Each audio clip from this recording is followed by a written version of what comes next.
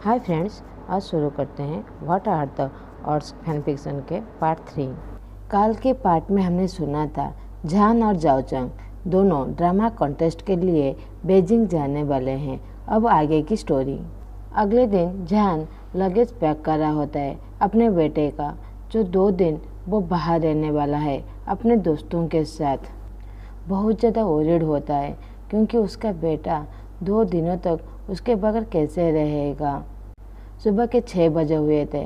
वो अपने बेटे को लेकर डे केयर स्कूल के पास पहुंच जाता है, जहां पर हाईक्वान, जाइचंग और अपने दोनों बेटों के साथ वहां पर खड़ा हुआ था।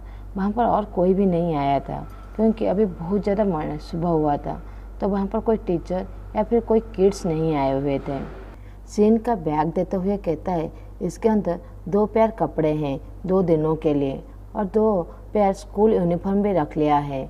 उसके अंदर उसका फेवरेट फ्रूसी है जो उसे हमेशा चाहिए होता है, और मैंने कुछ होममेड स्नैक्स भी रख दिया है जो मैंने बनाया था। सब मिल बांट के खा लेना। झान कॉन्टिन्यूसली कहीं जा रहा होता है। जाओचेंग झान के शोल्डर पर बैठ करते हुए कहता है, शांत हो जाओ, हाईक्वान है, वो सब कुछ संभाल लेगा, राइट हनी। जब वो अपनी हस्बैंड की तरफ देखता है तो वो झान को सरप्राइजली घूरे ही जा रहा होता है। हाईक्वान कहता है, मुझे पता है तुम बहुत ज़्यादा वरीड हो, मगर मैं सब कुछ हैंडल कर लूँगा। और उसके हाथ से बैग लेते हुए कहता है, तुमने अपने बेटे के हर चीज़ पैक कर दी हो। झान रात भर जब नहीं सो पाया है। वो बहुत ज़्यादा अपने बेटे के लिए वरीड था। 5 साल हो गया वो कभी भी अपने बेटे को अकेला ऐसे नहीं छोड़ा। उसके बगैर सीन कभी भी नहीं सोया। वो रात को उठकर रोने लगा तो कि रात को सो नहीं पाया, ऐसा सोचते हुए वो रात भर जब नहीं सो पाया। जाओचंग कहता है, तुम्हारा बेटा अब बड़ा हो गया है। और वो सीन की तरफ देखते हुए कहता है, तुम बड़े हो गए हो ना, राइट।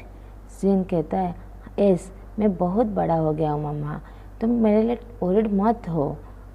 जाओ जाओ कहता है, मैं भी बड़ा हो गया हूँ। आईक्यू कहता है, मैं भी बड़ा हो गया हूँ। जाओचंग अपने बेटे को पकड़ते हुए कहता है, एस मेरा बेटे भी बहुत बड़े हो गए हैं। दोनों बच्चे गिगल करते हुए कहते हैं, हम सिनसिन का केयर रख लेंगे अंकल झान, आप वरीड मत होइए। झान उन दोनों के पास जाकर उनके सर पे पैट करते हुए कहता है, थैंक यू सिन का इतना केयर लेने के लिए, और उसके साथ ही सुनना, उसे लोनली फील मत करवाना। बड़ी सी मुस्कुराहट के साथ वो दोनों एक साथ कहते हैं, एस अंकल। जाओचंग अपने घड़ी की तरफ देखते हुए कहता है, झान हमें अभी चलना होगा, नहीं तो लेट हो जाएंगे। बच्चे हमारा इंतज़ार कर रहे होंगे। हमने उन्हें प्रॉमिस किया था कि 8 बजे के आसपास हम लोग पहुंच जाएंगे। हमें यहाँ से पहुंचने में 1 या 1.5 घंटा लग जाएगा। चलो हमें चलना होगा। झान कहता है, ओ राइट, हम अभी चलना होगा। ऐसा कहकर वो अपने बेटे के पास जाता है और उसे टाइटली हग करके उसके चिक्स पर किस करता है और कहता है, गुड बॉय बन के रहना। सीन गिगल्स करते हुए अपनी छोटे छोटे हाथों से अपनी माँ के चिक्स को पकड़कर उसके नोज़ पर किस करता है। एस मम्मी, आपको बहुत ज़्यादा गुड लक। झान चक्कर करके खड़ा हो जाता है। अपने घड़ी की तरफ देखता है तो 6:15 बज चुका होता है। वो जाओचंग तरफ देखकर करता है, चलो अब हम चलते हैं। हाईक्वान जाओचंग के लिस्ट पर सॉफ्टली किस करते हुए कहता है, गुड लक हनी, और मुस्कुराते हुए कहता है, टॉफी लेकर आना। ऑफकोर्स हनी, जाइचंग अपने आंखें के रोल करते हुए कहता है और हंसने लगता है। झान और जाओचंग बच्चों को और हाईक्वान को बाय बाय करते हुए कार के अंदर बैठ जाते हैं और कार स्टार्ट करके वहाँ से जाने लगते हैं। मगर बच्चे स्टॉप नहीं होते जब तक उनके आँखों के आगे से कार डिसअपियर नहीं हो जाता। वो अपने हाथों को हिलाते हुए बाय बाय करते ही रहते हैं। वो तीनों बाहर ही खड़े हुए थे कि इबो उन्हें ग्रीट करते हुए कहता है, गुड मॉर्निंग। सीन जैसे ही देखता है वो चिल्लाते हुए कहता है, अंकल। ऐसा कहकर वो इबो पर जंप करने लगता है। इबो कहता है, बच्चों तुम आज सुबह इतनी सुबह स्कूल में क्या कर रहे हो। हाईक्वान पीछे से मुस्कुराते हुए कहता है, गुड मॉर्निंग।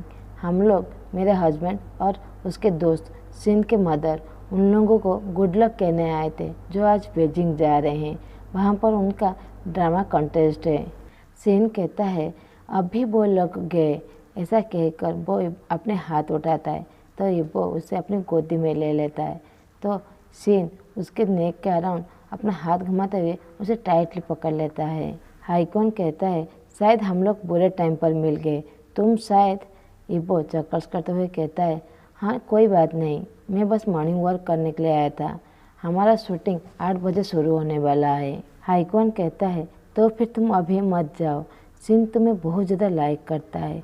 और सोचने लगता है, सीन और ये इंसान दोनों एक जैसे दिखते हैं। जैसे लगता है जैसे ये इंसान सीन का फादर ही है। हाइकॉन अपने नेक के पीछे स्क्रैच करते हुए कहता है, मैं भूल गया था कल तुम्हें तुम्हारा नाम पूछने के लिए। इबो कहता है, ओह सॉरी, मेरा नाम इबो है, और अपना हाथ बढ़ाता है हैंडशेक करने के लिए। हाइकॉन अपना हाथ देता है हैंडशेक करने के लिए। नाइस टू मीट यू, मेरा नाम हाइकॉन है। हाइकॉन नोटिस करता है कि वो स्कूल के बाहर सभी खड़े हुए हैं। तो वो स्कूल का गेट खोलते हुए कहता है, क्या तुम मेरे साथ कॉफ़ी पीना चाहोगे? इबो कहता है, श्योर। जैसे ही स्कूल खोलता है, जाओ जाओ और आईक्यू स्कूल के अंदर दौड़ने लगते हैं। हाइकॉन मुस्कुराने लगता है और सीन का बैग उठाकर अंदर ले जाता है। इबो बैग देखते हुए कहता है, ये बैग इतना बड़ा? हाइकॉन कहता है, ये बैग सीन का है, वो 2 दिनों तक हमारे घर रहने वाला है। मेरी वाइफ और उसकी माँ 2 दिनों तक बाहर रहने वाले हैं। इबो कहता है, ओ। हाइकॉन इंट्रोड्यूस देते हुए कहता है, बाय द वे, इसका नाम सीन है, सायो सीन, मतलब गिफ्ट ऑफ गॉड। इबो मुस्कुराते हुए सीन के नाक को पिंच करते हुए कहता है, क्यूट नाम है। अब हमें बीजिंग का टाउन दिखाया जाता है। 6 घंटे ड्राइव करने के बाद ड्रामा कॉन्टेस्ट प्लेस पर बस पहुंच जाता है। जान कहता है, स्टूडेंट सभी इस प्लेस को अच्छी तरह घूम फिर लो, मगर 5 बजे से पहले बस तक पहुंच जाना। हमें होटल जाना है डिनर करने के लिए। अगर तुम कहीं पर खो जाओ तो मुझे कॉल करना या फिर प्रोफेसर लिव को कॉल करना। तुम अपने फ़ोन को साइलेंट मत करना। तुम लोग अपने फ़ोन को पॉकेट में ही रखना, जैसे ही हम कॉल करें तुम लोग रिसीव कर सको। सभी एक साथ कहते हैं, यस प्रोफेसर जाओ। ऐसा कहकर सब एक्साइटेड होकर बस से नीचे उतर जाते हैं। जान कहता है, ठीक है, सभी मज़े करना। सभी चले जाते हैं घूमने के लिए। जान छोटे से बैग से अपना फेस मास्क और आई ग्लासेस पहन लेता है। जाओचंग जब नोटिस करता है तो वो सोचता है, जान तो बस किताब को पढ़ते वक्त आई ग्लासेस पहनता है और फेस मास्क क्यों पहना हुआ है। तो वो पूछ ही लेता है, तुम अपना फेस मास्क क्यों पहन रहे हो? जान झूठ बोलते हुए कहता है, ओ ये मुझे यहाँ पर थोड़ा सा अच्छा नहीं लग रहा है, अनकम्फर्टेबल फील हो रहा है, इसलिए मैंने मास्क पहन लिया। जाओचंग कहता है, तो फिर आई ग्लासेस क्यों पहना हुआ है? जान कहता है, मैंने रात भर जब नहीं सोया सीन के वजह से, इसीलिए आंखों के नीचे डार्क सर्कल पड़ गया है, इसीलिए मैं आई ग्लासेस पहन रहा हूँ। ये बात सच है कि वो अपने बेटे के लिए रात भर जब नहीं सोया था, मगर वो आई ग्लासेस इसलिए नहीं पहन रहा है, वो इसलिए पहन रहा है कि उसे यहाँ पर कोई पहचान ना ले। जान जाओचंग को शोल्डर को पकड़ते हुए कहता है, चलो हम भी चलते हैं, थोड़ा सा वेन्यू को चेक कर लेते हैं। कुछ ही देर में वो दोनों देखते हैं कि कुछ कैमरामैन एक सेलिब्रिटी के चारों तरफ घेरे होकर खड़े हुए थे। तो जाओचंग कहता है, ये वही सेलिब्रिटी होगी जिसके बारे में प्रिंसिपल ने कहा था। जान कहता है, श्योर ऐसा ही होगा, चलो हम तो उन्हें कल मिल ही लेंगे। वो दोनों थिएटर की तरफ चले जाते हैं। उस भीड़ से एक पर्सन का आवाज़ आता है जो कहता है, प्लीज़ एवरीवन थोड़ा सा दूर हो जाइए। हमें पता है आप एक्टर्स जाओ की पिक्चर लेने आए हैं, मगर थोड़ा सा स्पेस मेंटेन करके फ़ोटो ले लीजिए। वो यहाँ पर जज बन कर आए हैं इंटर यूनिवर्सिटी कॉन्टेस्ट के लिए। हम चाहते हैं ये प्रोग्राम पीसफुली मैनेजमेंट हो जाए, थैंक यू। वो पर्सन लिंग का मैनेजर थी। सभी समझ जाते हैं और डिस्टेंस मेंटेन करके फ़ोटो लेने लगते हैं। तो लिंग रिलीफ फील करता है और वो कहता है, चलो अंदर थोड़ा सा घूम फिर लेते हैं, देखते हैं अंदर क्या क्या है। मैनेजर कहता है, आप तो कल ही थिएटर घूम फिर सकते हैं, फिर आज क्यों घूमने के लिए इतनी जिद कर रहे हैं? लिंग पाउट बनाते हुए कहता है, मगर मैं आज इस प्लेस को अच्छी तरह चेक करना चाहता था। मैं तो कुछ भी नहीं कर सकता, उसकी विश को मानने के अलावा। मैनेजर सोचते हुए कहता है, ठीक है, हम यहाँ पर ज़्यादा देर तक नहीं रहेंगे, फिर हमें होटल भी जाना है। लिंग अपनी मैनेजर की बातें सुनकर वो हैप्पी हो जाता है और थिएटर के अंदर घूमने के लिए चला जाता है। जान और जाओचांग चारों तरफ घूम फिर लेते हैं। जाओचांग कहता है, ये प्लेस कितना ज़्यादा खूबसूरत है। जान कहता है, हाँ, वो स्टेज बहुत बड़ा है। वो इस प्लेस को अच्छी तरह जानता है। वो अपना कैरियर यहीं से ही शुरू किया था। वो यहाँ पर बहुत बार परफॉर्मेंस किया हुआ है। इतने सालों में बस थोड़ा सा ही यहाँ पर चेंज हुआ है, मगर ज़्यादा कुछ चेंज नहीं हुआ है। जाओचांग प्राउडली कहता है, मैं बहुत ज़्यादा एक्साइटेड हूँ। हमारे स्टूडेंट यहाँ पर परफॉर्मेंस करेंगे और ट्रॉफी जीतेंगे। जान कहता है, हाँ, श्योर। दूसरी तरफ लिंग थिएटर के बैक स्टेज पर खड़ा कर कहता है, ये स्टेज कितना बड़ा है। मैनेजर कहता है, यस मैम, आप बाहर से आए हैं, यहाँ पर कभी परफॉर्मेंस नहीं किए, क्या आप परफॉर्मेंस करना चाहेंगे? यदि आपको कोई इनवाइट करेगा? लिंग एक्साइटेड होकर कहता है, यस श्योर। मैनेजर कहता है, okay ma'am. By the way, यहाँ पर ज़्यादा लोग नहीं हैं, मैं अकेला घूम सकता हूँ, तुम लोग अपना एंजॉय खुद कर लो। लिंग ऐसा कहकर वहाँ से दौड़ने लगता है तो उसे बॉडीगार्ड पकड़ लेते हैं। लिंग पाउड बनाते हुए कहता है, यहाँ पर ज़्यादा लोग नहीं हैं। मैनेजर कहता है, मगर ये अच्छा नहीं है, आप अकेले जाएं। अब वो कुछ नहीं कहता, उन लोगों के साथ जाकर चारों तरफ एंजॉय करने लगता है। वहाँ के चारों तरफ खूबसूरत आर्ट से भरा हुआ था, जो लिंग देखकर कहता है, इतना खूबसूरत आर्ट मैंने कभी भी नहीं देखा। लिंग चारों तरफ घूम फिर के सभी आर्ट्स को देखकर बहुत ज़्यादा खुश हो रहा होता है। कुछ देर घूमने फिरने के बाद वो लोग होटल वापस आ जाते हैं। दूसरी तरफ जान, जाओचांग और सारे स्टूडेंट वो भी होटल आ चुके होते हैं। वो बहुत ज़्यादा टायर्ड हो चुके होते हैं। 6 घंटे का ट्रैफिक और उसके ऊपर थिएटर के चारों तरफ घूमना फिरना, ये सब करके वो बहुत ज़्यादा टायर्ड हो चुके होते हैं। जान सभी को लिस्ट दे देता है, कौन किस कमरे में और किसके साथ रहेगा, और कहता है, तुम सब अपने अपने रूम चले जाओ और फ्रेश हो जाओ, बाद में हम सभी यही लॉबी में मिलेंगे अपने डिनर करने के लिए। जान जाओचांग के शोल्डर को पकड़ते हुए कहता है, चलो हम अपने रूम में चलते हैं। जाओचांग हाँ भर के उनके नेक्स्ट कमरे में वो चले जाते हैं। जाओचांग अपने हाथों को स्ट्रेच करते हुए कहता है, थैंक्स गॉड, बच्चे हमें इतनी ज़्यादा तकलीफ नहीं दी। जान कहता है, मैंने उन्हें पहले से ही कह दिया है, तुम्हें अगर बेस्ट एक्टर बनना है तो पहले डिसिप्लिन सीखना पड़ेगा। जाओचांग हंसने लगता है और कहता है, राइट।